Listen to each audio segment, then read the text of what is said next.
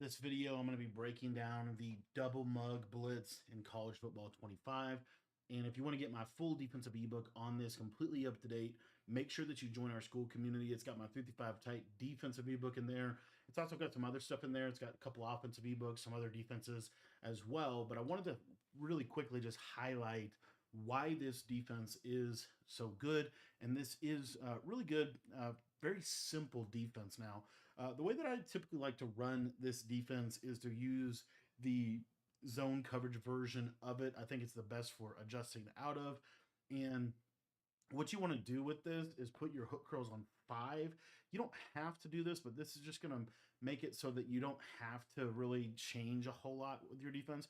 You can leave it on default or put them on 5. If you put them on 5, it just takes away match concepts. If you don't do that, then you have to always have hard flats. So kind of just in general, I'm going to actually put them on 5 just to make it simple for you guys. And let's get into this nickel dog 3 buzz. So the reason we come out in this play is because it has these linebackers blitzing, and because these linebackers in slot corner are going to be blitzing, it's going to keep their alignment in a pretty advantageous position for us. So what I want to do to set this defense up is we're just going to slant the defensive line inside to blitz these defensive ends or these outside linebackers. I like to show blitz for the alignment's sake and back off the outside corners. You don't have to back them off, but I do think that is better for college football 25. And then you're just going to user this left of screen guy here. So if we wanted to play cover 2, we could do something like this. And then this slot corner, we're going to put him in a flat, and then we're going to QB contain. So see, this is what the play looks like.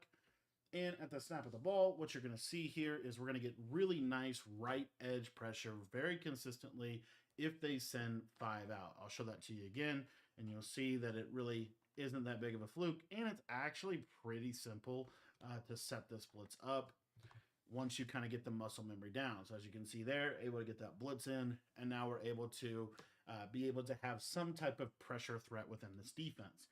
Now, the beauty of this is you don't always have to send the blitz. So one of my favorite things to do is when they start blocking a running back, if you'll take a look with me at this send 5, and then we'll talk a little bit about what else you can do. But against a blocked running back, a lot of times you see there that he kind of instantly comes in, and then the linebacker is one-on-one with the running back.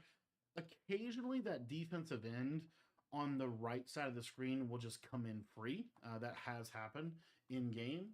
So just kind of keep that in mind. This is, can potentially come in even against a blocked running back. Against a blocked tight end, typically the send 5 is going to basically be pretty much blocked. But the beauty of this defense is if they do block a running back, one of my favorite strategies to be able to utilize here is I'm still going to be usering on this defensive end. But what I want to do now is I'm going to drop the defensive ends on both sides. So as you see, we're just sending 4. We have a little bit more coverage in the middle of the field. If we really wanted to, we could flat both of these guys and then man up the slot corner, kind of get a little bit more adjusty with things. But I'm just basically slanting the line down. If you wanted to have contains, you could contain out of this. But what I want to show you is when they block the running back, that's going to give this linebacker a one-on-one, and he'll normally instantly shed the quarterback, or just in general, they will feel the pressure that you're creating by doing this, and this forces a lot of just bad pocket, and in general, it's just very difficult for them to consistently deal with this, especially once they start blocking somebody, because the pressure kind of gets on him quick. As you see there, we get that nice instant shed, and he's able to get to the quarterback. So these are the 2 main blitzes that I like out of this defense.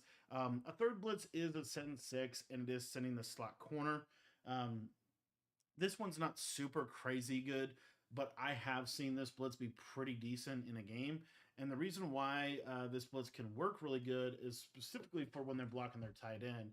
You'll see when they block the tight end, the slot corner will come free off of the edge. This is a send 6, so obviously you're sending a lot more people, which means a lot more vulnerability in coverage. But if you really want to gas up your opponent, this is an option. And then you still have what I would consider to be just a very consistent send 5, that if they send 5 out, they're going to get screamed at every single time.